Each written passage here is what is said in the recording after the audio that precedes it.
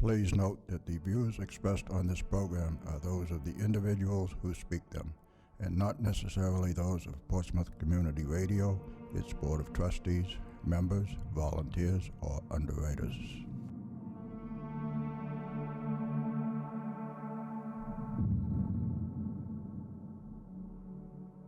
Good evening and welcome to Spirit Radio. I am your host, Willy Hassell. Along with my co-host, Lynn Nickerson, we will take you on a journey into the unknown, where the paranormal becomes the normal. A journey to a world cloaked in darkness, where reality becomes a thin veil. So sit back, relax, and join us as we venture into the shadows, the darkness, the unknown, and back.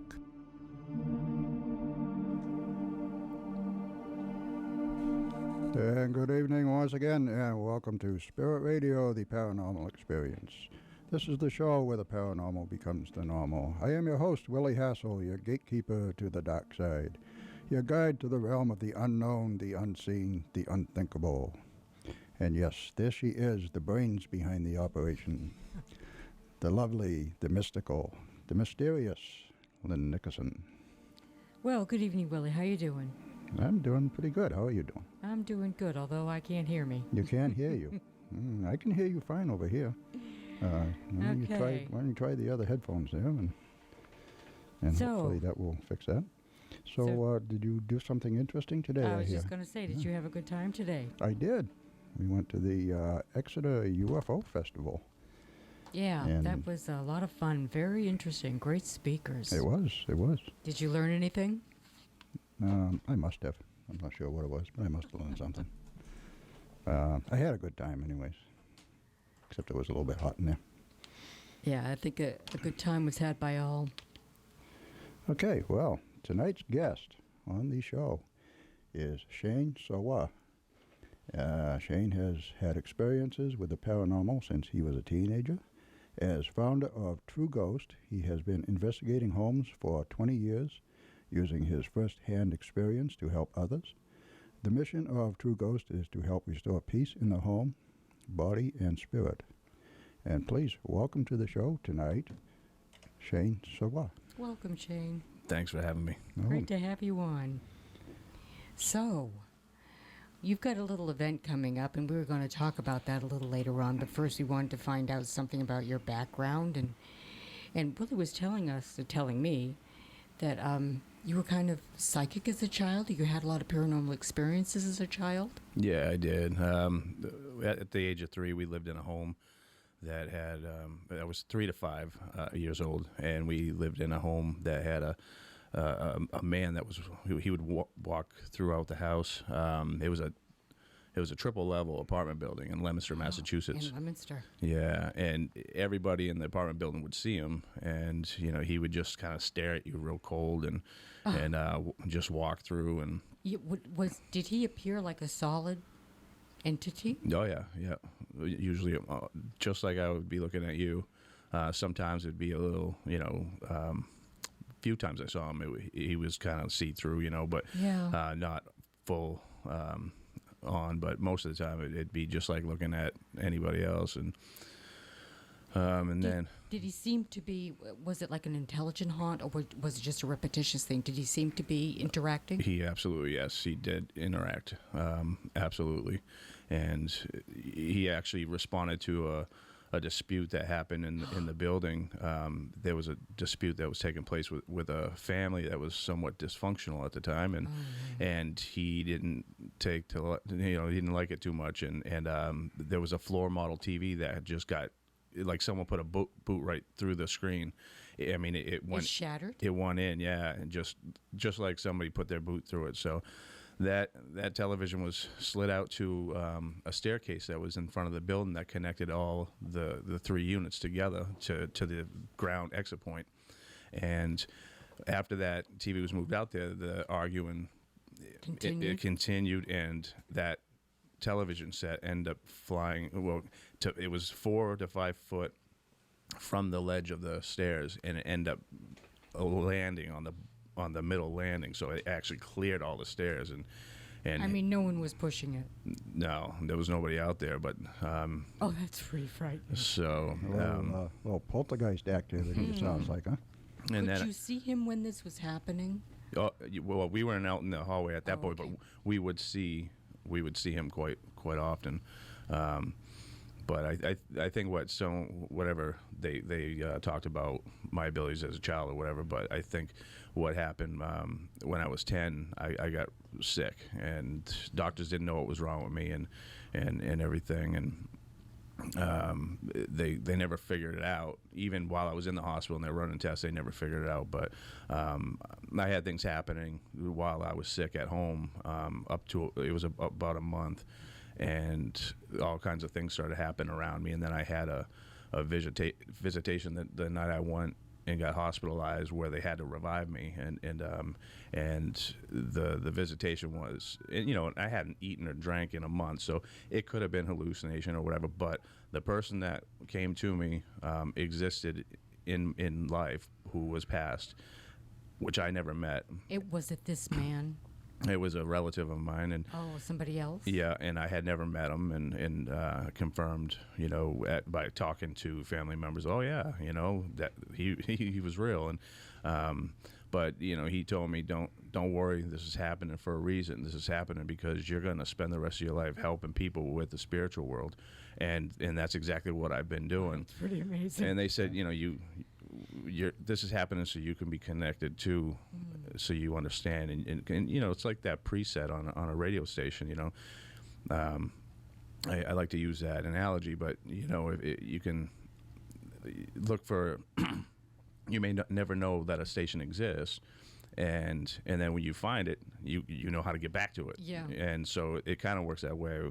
But it was just that those experiences I had other experiences as a child with paranormal things, and it's my mechanical aptitude that I have to understand how everything works. So and that's how I approach my work, and that's what I've done ever since. After my experience when I was 10 and a half, I spent, we'd be in school and we'd have to write an essay, and my friends would be writing an essay on, the Dallas Cowboys or, the Boston Red Sox, and I was reading Hans Holzer, and I was Stuff about those. yeah, and I did the same thing. so I was just, I just had to, and it wasn't just that I was into it like people enjoy watching these shows on TV. It wasn't that way for me. I had to understand, how is this interaction possible, and why doesn't it happen all the time? So, and why doesn't it happen to everybody? Right. Yeah, Why just certain people? Right. Yeah. So did this relative tell you at that time that you weren't going to die? Did he give you any kind of assurance Yes. that you were going to be okay? yeah, he told me I was going to be all right, that I just had to be brought there. And he referred to, it was funny because he referred to, he said, we try to get you through dreams, but we weren't able to do that. And ever since I can remember, I had a dream every night of being at a campsite, and there was a rushing river that was really wide, and it was just gushing, it was going really fast. And on the other side was, and I knew, I didn't know any of them, but I knew they were my family and friends, and Your relatives? relatives, and they were over on the other side, and they were celebrating that I was there, and there was a big fire, and they're dancing, and they're trying to wave me over, but every time I'd want to go over there, but my mother, this is my dream, my mother would take me, and no, you can't go over there, you got to go. Can't go there yet. Yeah, she pulled me into the camper. So it was funny because he referenced that during this experience, said we try to reach you through dreams, and now this has to happen. And so they admitted me to the hospital and ran tests, and they never figured out what was wrong. You never knew what it was. No, and I actually, in the hospital, I had a lady who came in. She was dressed differently. She looked to be of a nurse type. She was dressed differently than all the other nurses, and I was watching. I had lived in Texas as a child too, and so I was watching the Cowboys. Was on Monday Night Football, and I was in the room by myself. I was alone, and I was watching the Dallas Cowboys on TV. And this lady walks in. She sat down next to the bed, and she was just stroking my hair. And she goes, "I used to enjoy, doing this with my son. I used to spend time watching sports with my son, and I fell asleep. She was so comforting because I had been alone so much during my stay in the hospital, and I fell asleep. Well, they used to do nightly checks on me, and they'd come and flash the light in my eyes and make sure I was waking up and I make said, sure you were sleeping. Right. Yeah, when you're supposed to. Yeah. Exactly. So I said, "Oh, where's so-and-so?" They're like, "Who?" And I repeated the name. They're like, she goes, "Honey, I'm the only one on the shift all night long." She goes, "I'm covering this floor by myself. We don't know anybody named that." So it was, I've had experiences my whole life, and we know this stuff is real. And so my focus has always been on the mechanics of it. Yep, trying to understand it. Right, and I think, with the thousands and thousands of investigations I've done throughout the years, I have a 100% success rate helping people with nasty haunts, the ones that want help, and I go in after others have failed. I'm lucky enough to have been given and also observed information that I think some others don't have. So I've been able to reverse engineer a haunt. And by that, I absolutely mean that as long as there are certain elements present in a home, I can make that house haunted if it wasn't. I know how to do that. But how I help people is I manipulate or I take away some of those elements to make the haunt go away. That almost sounds like Paulino's approach. But before we get into that, we've got an underwriting notice here. We'll be right back in a second. Programming on Portsmouth Community Radio was made possible by you, our members, and by the Music Hall, an American treasure for the arts. It's a Seacoast Performing Arts Center that entertains 100,000 patrons annually on Chestnut Street in Portsmouth. Schedule and other information can be found at themusichall.org. Okay, and I just want to mention, too, if anybody wants to call in and talk to Shane, a question or anything, a comment, the number is 603-430-9722. Now, in the fact that you got sick when you were 10 years old, that isn't the typical age. Usually it's 7, and then often the next stage is like 26. But for some reason, I've noticed the pattern to this, that something, some kind of life-threatening situation will arise, and then someone becomes psychic after that. That often happens. So that's very interesting. After a severe illness, someone may somehow, I don't know what it is, something clicks, and they become more tuned. Yeah, there seems to be a lot of stories like that, like somebody we know getting struck by lightning and then becoming very psychic. Yep. That's true. And then I had a severe case of food poisoning when I was 26, and that really intensified my psychic abilities. So that's very interesting. Yeah, evidently you were chosen as an instrument, Shane. Yeah. You were chosen. You didn't choose to do it. So when did you start True Ghost, and how did that come about? Well, TrueGhost.com. I started that in 1999, but I've been investigating. I know something you wrote must have been outdated, but I've been actually investigating for over 25 years, and that was for a long time just through my own name and word of mouth. And I mean, I was literally attacking 5 different cases a week at one point, and this is before I had a business name. It was just me as an individual and word of mouth. But TrueGhost.com, paranormal research has been around since 1999, which is the same year I met Paulino. So. Oh, okay. Yeah, I got that information from Facebook, I think, tonight. Yeah, that's a little outdated, I think. Okay. Well. Mike 3. Did you change mics, did you?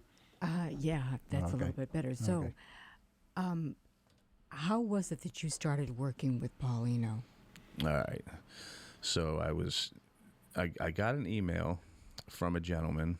Well, actually, I think I used to go into, back when chat rooms were used, back in the dial-up AOL days. And I used to go in there and counsel people and stuff, and people that needed help with their situation. I'd go in there, and at night when I had, I was done with everything else, and I would give people information to help them out and get them on the right path. You know, people I couldn't get to because they were out of my reach. You know, and there was this gentleman in there who private messaged me, and he really had a lot of interest in what I was saying, and thought that I would be able to help him. And he said that, you know, my situation is just terrible and it's getting worse and worse and worse. And he said, I have a paranormal researcher that's helping me at the time, and he's great. You know, he's well known, and I think you guys would work well together. And I think, you know, if you guys would team up, we could get this under control.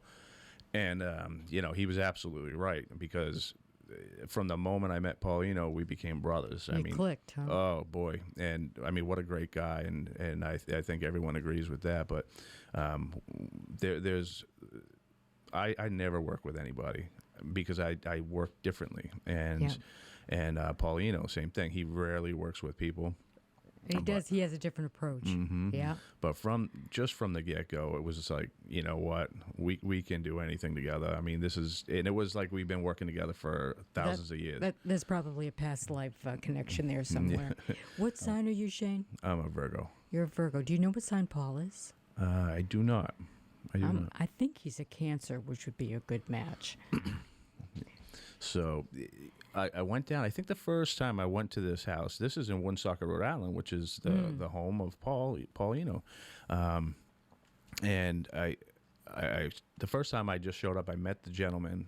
I think the second time I went down, Paulino had met us there. But the first time I pulled up, and I took a few minutes just to kind of clear my head and get ready. And I went up to the door and knocked on the door. He came out, and he kind of like just, you know, urged me onto the front porch, and he goes, it was almost like they knew you were coming. They got so quiet, and it was dead, like they weren't doing anything. And they said, in about an hour ago, this place is going crazy. He goes, they're not happy that you're here. And I find that a lot. I mean, we get audio recordings that say, you know, expletives, but Shane's here. And so it's kind of funny, but so are they spooked by you? And so it's funny that he says, you know, about an hour ago they really started getting crazy. And so we walked in. I kind of just took a few steps into the house. He started walking over towards the middle of the room, and a lamp that was on his desk flew about 10 feet off his desk, and it kind of hit his leg, not real hard, but kind of, you know, it just kind of barely missed him, but grazed him. And he goes, see, that's what I'm talking about. And he said it in a way that it made me know that he's been dealing with this stuff. He's not making this up. No. You know, like, because when I do radio or TV or whatever, and I get flooded with emails, people that want my assistance, and it's only because they want to meet me or whatever, you know. And I can tell when I get there that there's really not much going on. This guy had been going through some stuff, so we talked a little bit, and this was an investigation that Paul had already initiated. Yes. Okay. Yep. And this gentleman asked Paul, "Would you be okay with Shane coming up?" And Paul's like, "Oh, absolutely." You know, and there's no pride. You know, we're not, you know, like Let's that. Let's work together. Yeah, no egos, and I should say. And so I think the first day Paul wasn't available, so I went down just to get in there and figure the second thing out, because it was getting worse and worse and worse. So I went there, I got some information, and went back home, and then I think it was like the next day or a couple days after, we scheduled to meet Paul down there. I pulled up, was clearing my head, and I see this guy pull up. He was actually driving a scooter, one of those little scooters at the time, and I see the scooter pull up, and he took his helmet off, and he saw my plates, and he figured it was me, you know. So he walked up and greeted me with, I mean, just the warmest greet. And I'm like, all right, this guy's gonna be all right, you know. We're gonna work out just fine. And we went in and took a walk around, and then we were asking this guy more questions. And I asked him, excuse me, I asked the gentleman, who was in his, I believe, late 50s at the time, how long he had been living in the house. And he says, my girlfriend's been living here for 11 years. I've been living in here for 6 years. I said, okay, how long has the house been haunted? He said, for only the last 2 years. I asked him, what changed 2 years ago? Something drastic in your life that sent shockwaves through this environment in your home to change things. Something dramatic must have happened. He goes, well, actually, now that you say it, about a month before that, I was diagnosed with pancreatic cancer. And he was put on medication, and because of this medication, he's not able to work. So now he's at home. He's dwelling on the fact that he probably dying. would probably, most likely with pancreatic cancer, pass away. And not only that, he was a Vietnam vet, and so he lost a lot of friends in a lot of terrible, a lot of tragic ways. So he's sitting at home just stirring all this negative memories and all this negative energy, and these parasites, these parasitic entities. When you're vulnerable like that, and those elements are present to allow that open door, you're a target. And it's almost like an alcoholic too, because they draw that. Their defenses are down. It's almost like their psychic immune system is down, right? And they come in, they suck you dry. And that's what they did. And boy, this thing was just terrorizing him. He would see, he'd try to go to bed at night, and he would see this figure. He said it was almost like rising up through the floor in his bedroom every night, and it would just come up and right up to the ceiling and start coming at him, and he would just leave the bedroom or just cover up. I mean, That's pretty frightening. This is a Vietnam vet, and he's burying his head in the pillow, because he just couldn't deal with it. And the objects being thrown, things being misplaced.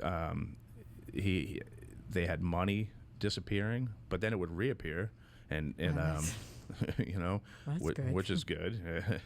That's a good thing. But then I think I left after that first visitation with Paul and I went home. I had only slept for about 6 hours when I got up and I checked emails real quick, and he had emailed me and said, Shane, you have to get back down here. He said, I fell asleep. I went to bed. I woke up to a woman, he said, who was just horrific looking, inches from his face. He goes, she was like hovering above my face, right in it. So as soon as he opened his eyes, she was right there. And a hag? He said he didn't. That's I asked him. Was there sleep paralysis or was there a pressure? He said no. She was just in my face, and so he jumped out of bed and ran into the bathroom. He said I laid in the fetal position on his bathroom floor, which he thought to himself too was kind of odd because the bathroom had been so very active, but yet he went there to hide from this thing. And he said he laid on the floor for about an hour and a half, 2 hours. He got up, splashed cold water on his face, and then looked in the mirror, and he said all my hair has turned completely white. And I'm like, what? I thought that was only in movies. I've never actually seen this happen. Did that actually happen to him, or did he think he saw that? He had dirty blonde hair with little salt and pepper on the sides. Mm-hmm. I went there. I headed out. I was only an hour and a half away. So I hadn't been out of his house for not even 12 hours. And I went back, and sure enough, when I got there, he looked like he was 100 years old. His hair was all gray? Completely white. Wow. Completely white. That's frightening. That is. Mm-hmm. And he looked like he aged quite a bit. It was something I never seen before. Did it return? No. No. To be honest, I don't know if I didn't even take note of that actually, because it was only 2 or 3 more visits before we got this thing under control. Because I had to diagnose it from all angles, so I knew what we needed to treat. And the biggest part was the negative environment, the fact that there was the presence of those natural elements that allow this open door. Mm-hmm. Particularly, one very strong one is rivers and streams. Right. Yeah. And this one had the change in not just rivers and streams, but ones that have changed in direction or changed in velocity. And they had bends, a big river actually that runs through Woonsocket, is very close to his house. Waterfalls and sharp corners. And what I find when there's a change in direction of the river or a change in velocity, we're going to have multiple homes and major activity. I've never heard of that, but that is interesting. That's been my findings, and I've done thousands of investigations. I have a process to identify trends, and this is what I'm finding, and it's just remarkable. I mean, it's the point now where people call me up and say, I got this, and is happening in my house. I said, you have a river stream nearby your house, and they said, oh, how'd you know that? You know, but it's just I think I've nailed it down so well that. So these elements are typically present. Yeah. Yep, and well, with his, he had these elements present, and now he had that other thing that was kind of ringing that dinner bell for these parasites to come feed, and being in that vulnerable state, and that's what they did. They definitely came to feed. So how did you turn this around?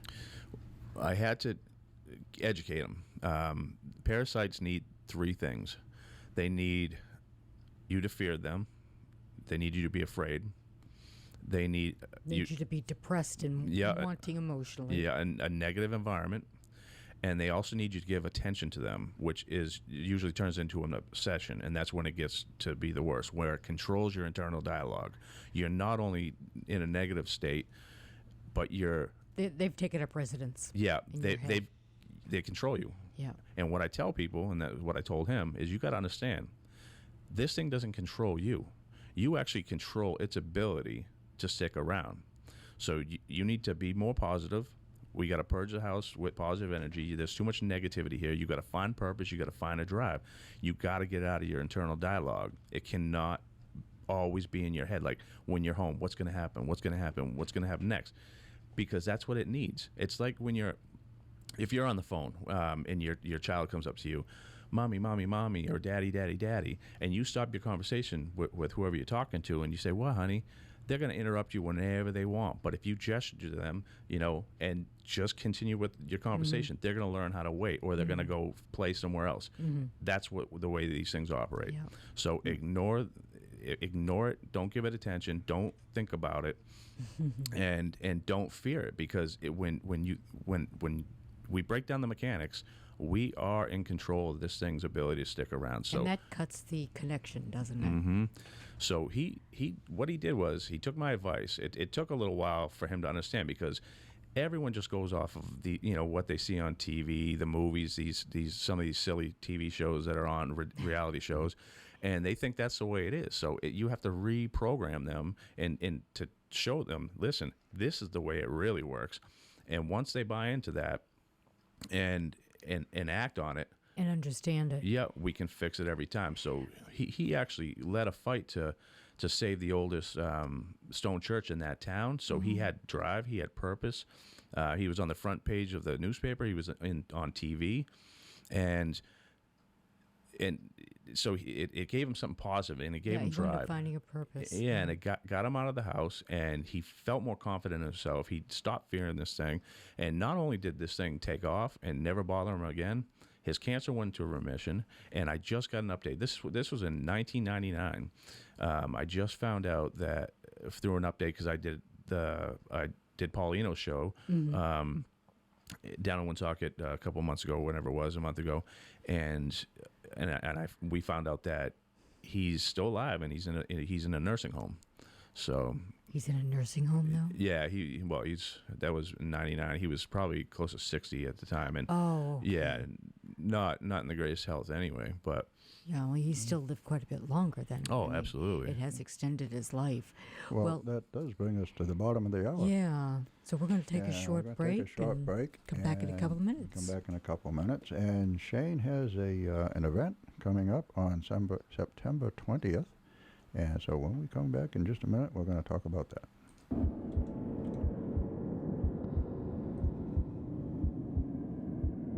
You are listening to Spirit Radio, the Paranormal Experience, on WSCA-LP 106.1 FM in Portsmouth, New Hampshire. And we will be right back after this short break.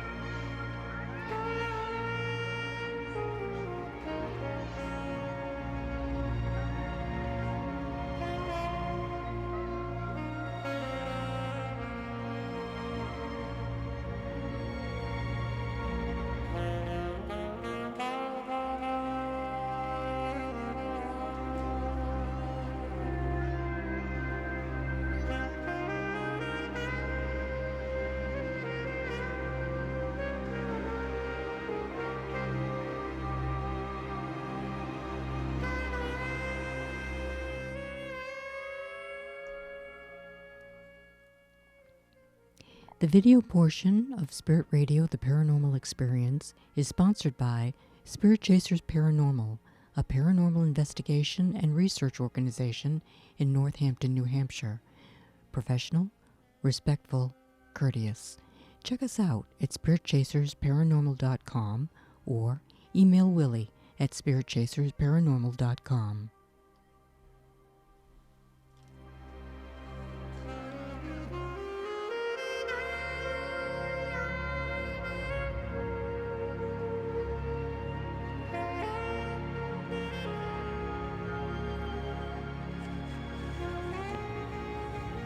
Okay, welcome back to Spirit Radio, the Paranormal Experience on WSCA 106.1 FM in Portsmouth's West End. And another note from the community calendar from the Kittery Indoor Walking Loop. The Kittery Community Center has an indoor walking loop free and open to the public. Hours are 6 a.m. to 9 p.m. Monday through Friday, 8 a.m. to 4 p.m. on Saturday, and noon to 4 p.m. on Sunday.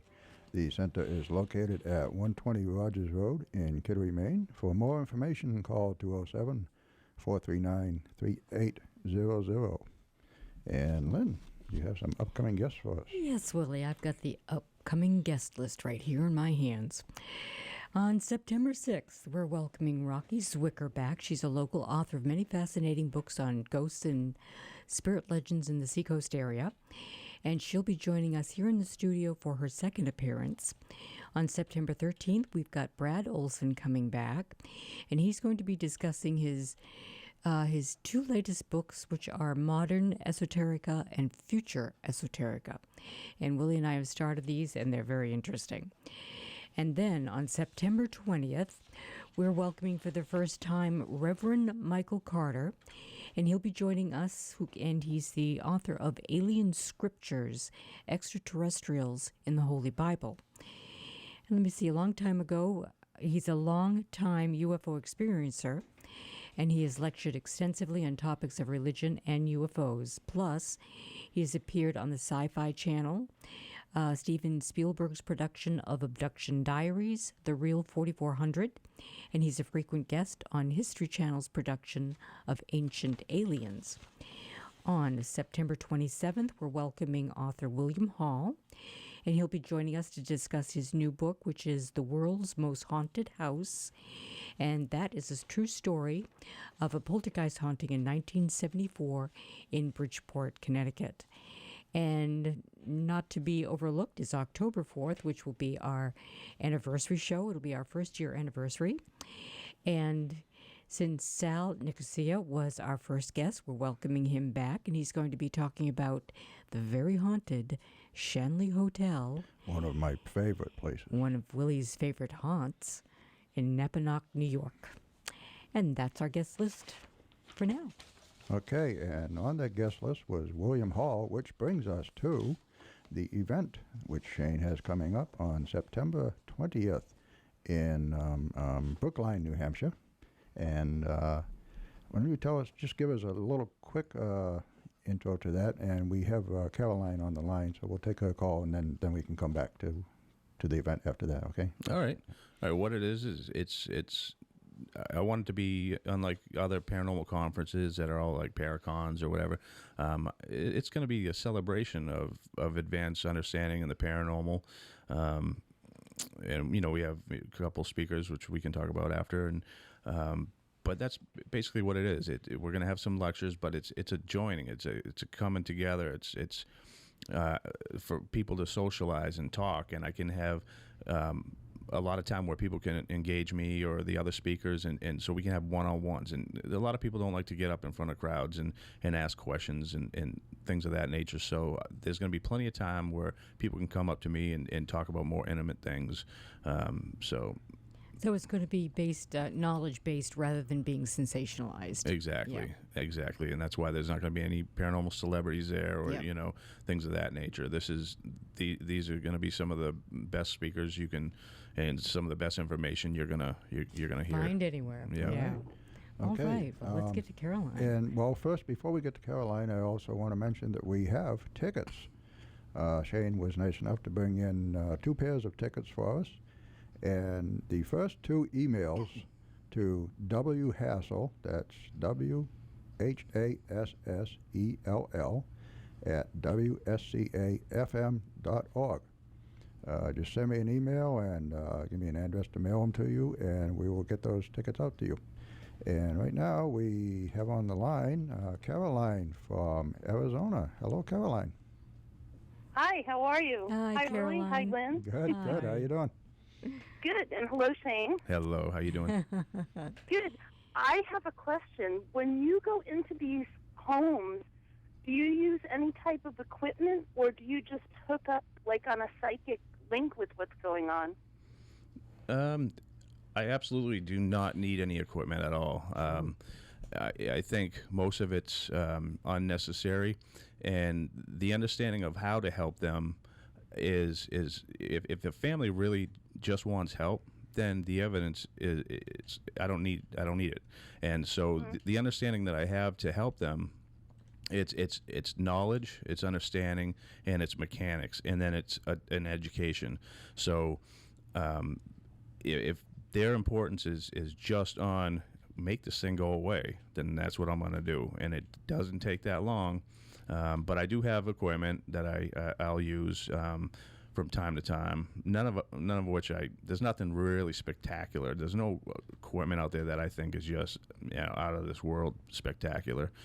But Do you get EVPs? Do you ever seek getting EVPs? Yeah, I get EVPs. They call my name. They know who I am. We've gotten so. People say there's so many sound waves, you can't trust it. But all right, well, when they're commenting on what I'm doing and they call me by my name, then there's something to it. Oh yeah. So definitely. but where I've been doing it for so long, and in thousands of cases, I mean, I don't know if there's too many people out there that's done as many cases as I have. So the search for evidence, because I have enough evidence, I've gotten the evidence, and I know it exists. So I don't.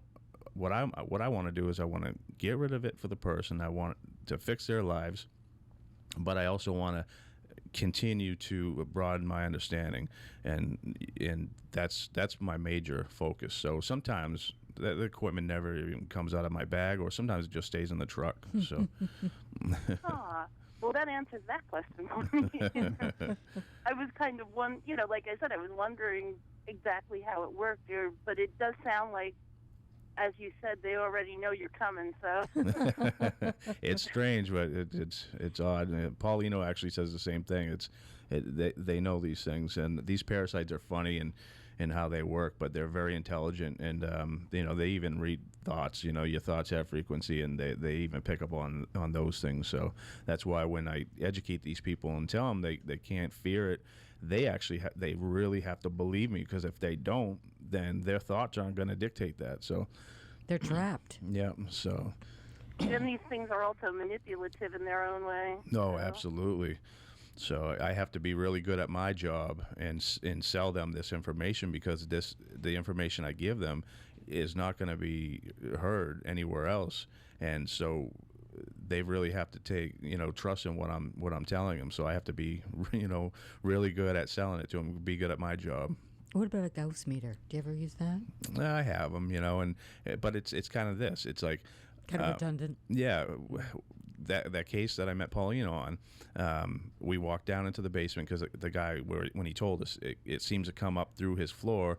Well, might as well check out the basement. And so we walked down the stairs, and I walked down the stairs first. Paulino was right behind me, and I said, "It's right over there." And when you do this long enough, and I said, it's on the left side of that basement. It's a walkout basement in the back. It's right there. Paul had his meter. He went over there, and the thing went nuts.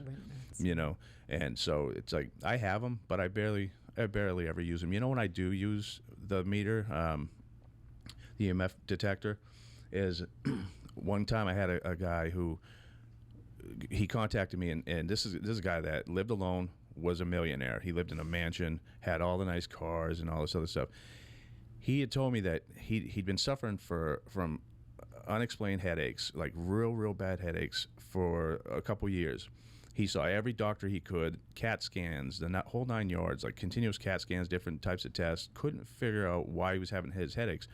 but he thought it was because it was something of the paranormal that he was experiencing. He was waking up in the middle of the night, and he was seeing green formations and black formations around his bed, like moving around. So, I said, so it's only happening at night when you wake up? He says, correct. That's the only time you see these things. He says, yes. And then these headaches continue to bother me, to plague me, and no one knows what it is.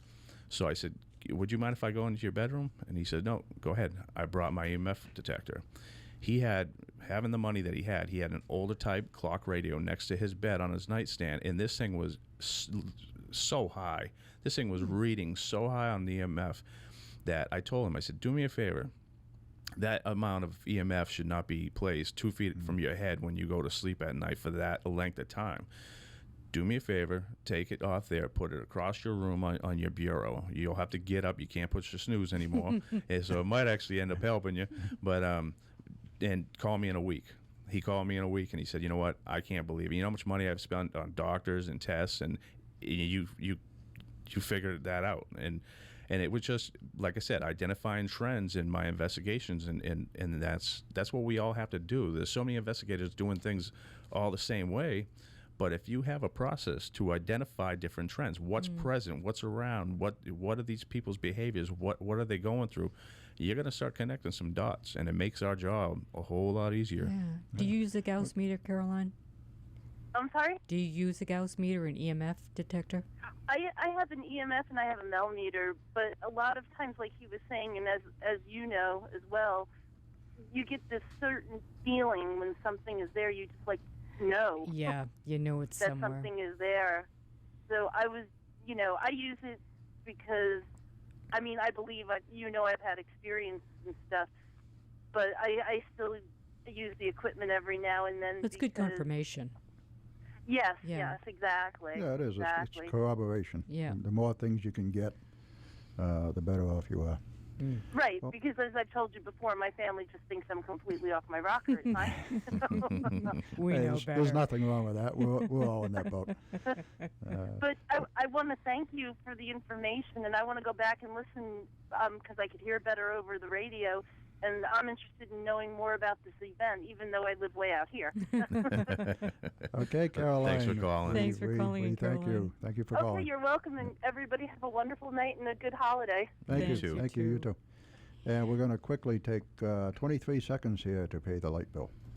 Programming on Portsmouth Community Radio is brought to you by our members and by Davies Tire, providing professional auto repair and a full line of Nokian tires, with 2 locations to serve you, Islington Street and Banfield Road in Portsmouth. Discounts available online at daviestire.com. Davies Tire keeps you rolling right. Okay, now let's get back to the important stuff here. The event Okay. coming up. And once again, the email is Hassell, that's WHASSELL, at WSCA-FM.org. And the first 2 emails, just send me your information, and I will mail out a pair of tickets to you. And now, Shane, why don't you tell us a little bit more? Well, one more question for you, Shane. Okay. You're talking about these parasitic entities that you address, but you don't feel that they're all parasitic entities, do you? I mean, there could be some kind of intelligent residual haunting that isn't just parasitic, don't you feel? Yeah, absolutely. I mean, there's what you've heard Paulino talk about, and I talk about time slips. We don't go so much with the residual type haunting where things are recorded on a building.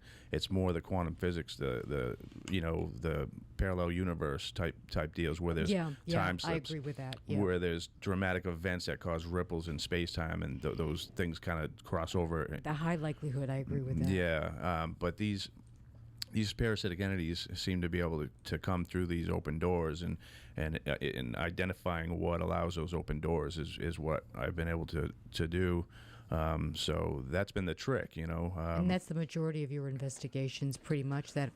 That's what happens. The majority of them. Yeah, I get a lot of the simple ones too, but usually especially lately, I've been getting the ones that everyone else fails to help these families. Like the very recent one was one that had 3 different investigations done by 3 different paranormal celebrities off of TV. Some very well known. One being a demonologist. They all failed to help this family because they were failing to identify What was going on, really, the causes. Exactly what actually was going on. But they did exactly what they always do, and they say, oh, well, it's mean, so it's demonic. Well, it wasn't demonic. And so I went there and I identified right away what it was, and we were able to fix it in no time at all. And so these people their life is just, after so long dealing with this, 6 years dealing with this problem. Oh my gosh. We got it fixed, but. Well, we'd love to hear more, but you got to talk about your event. Yeah, here. we only have 5 minutes left. Okay. We got to get in some plugging here. All right. So Brookline, New Hampshire, September 20th, which is actually my birthday. That's right. I saw that. I saw that on the web. Yeah, that was actually by accident. We won the 27th, but we got the 20th. So come on out and celebrate my birthday with me. But this event was, like I said, to celebrate, not to be like all these other events, because I had recently been invited to a paranormal conference, and where these people they try to like blow up these paranormal celebrities and stuff like that. But how about let's have a celebration of the ones that are doing things different, thinking outside the box, and are actually doing the work properly or more properly. We don't actually have it all figured out, but the ones that are actually getting results. Yes, getting results and trying to break it down and doing it for the right reasons. And so I refuse just to go after people to speak that are on TV and whatnot. I want qualified, respected, and talented and authentic. Yes. So and that's what it's all about. And like I said, to have enough time too where people can engage us and speak, because sometimes people don't want to talk about their husband they just lost and things that are happening. They don't have it in them to get in front of a crowd and talk. So this is a time where they can do that. I'll make myself available when I'm not speaking, and so won't Paul and everyone else. But Paulino will be speaking, Paul and Benino, which we just speak today at the UFO Festival, and he did a phenomenal job as always. He did a great job. Paul and Ben were on the show here with us a few weeks ago. It's going to be difficult for me to speak, on the same in the same event as him, because I think he does such a great job. But he'll be doing his presentation. William Hall, which I'm very excited about as well. I haven't actually met him in person yet, but we've been talking, very, very frequent through emails and stuff. And he seems like such a great guy. I'm anxious to read his new book. Everybody get out there and buy a copy of it. I have a copy. Did. Actually, we both have a copy. We both have a copy. It's a great book. Yeah. So Was he in the seminary? William Hall? William Hall. I'm not sure. Paul was, but I know. Yeah, I'm not sure about William. I get the feeling that he might have been, or considered it anyway. Mm-hmm. But yeah, he did a lot of research on this book, from what I understand, and this is an investigation that Paulino was involved with. Ed and He Lorraine was Warren. young when it happened. This William Hall was young. Yes. Yeah. So he did, in retrospect, a lot of back engineering on the research. Mm-hmm. Yeah. So it's going to be awesome chemistry, because he wrote this book and did all this research on a case that Paulino was involved in with Ed and Lorraine Warren back in '74, and I was a year old. Whoa. I was born in '73. So and then my tight friendship with Paulino. So I think the chemistry is going to be fantastic, and I think this is just going to be a spectacular time. Three speakers total, then, right? Yeah. Yep. Okay. Yeah. And what are the hours on the event? It's going to be 11 a.m. to 4 p.m. And there's going to be food. There's going to be food. There's going to be talk. Social and time. Refreshments. Yep. So Coffee. Got to have coffee. And Spirit Radio is going to be there. yeah, Yes. absolutely. We're going to have a table We're there. gonna have a table. So come on over and say hi to us, too. Yeah. So please, Okay. come out and check it out. I think everyone's going to enjoy it. It's going to be a real good time. You're going to hear things and learn things that you're not going to anywhere else, and certainly not from these shows on TV. Okay. That's going to be right. what, possibly an hour and 15, 20 minutes, 30 minutes apiece? Yeah, probably. Yeah. You know, maybe like an hour a piece, and I want to give time. You know, like I said, to Question and to answer, meet with maybe? people, Oh, and okay. you know, because that's what this was. It's, you know, like I said, we dubbed it the celebration of advanced understanding in the paranormal, but also you know, a meeting, a socialization, a time to get to meet people one on one and talk You about can those learn a things. lot. Yeah. Yeah, sounds like it's going to be a really good time, a good event. And why don't you give out whatever website you might have for where people can get Mm-hmm. the rest of the Contact. information? Yeah, you can buy tickets on trueparanormalevent.com. That's trueparanormalevent.com. There's PayPal. You can mail a check. There's information for that, or you can email for more information. But all the information's on that website, trueparanormalevent.com. So there'll be lectures, and then you can mix and mingle with the speakers and learn And something. not to mention, you can have lunch too. Yes. A buffet, is it? And all the Is it? coffee you can drink. Yeah, we haven't totally nailed that down yet, okay. but there'll be different things, you know, sandwiches and water and soda and other things like that. All right. Well, Well, we we'll look be forward there. to it. Yes, we will definitely be there.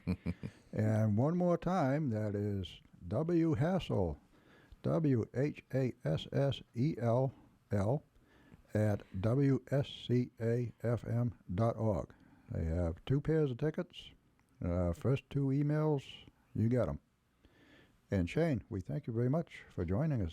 Thank you very on much. It's been a Spirit pleasure, Radio. Shane. Thank you. Thanks for having me. And I guess that takes care of Spirit Radio, the paranormal experience, for one more week. Well, good evening, everyone, and thanks for listening.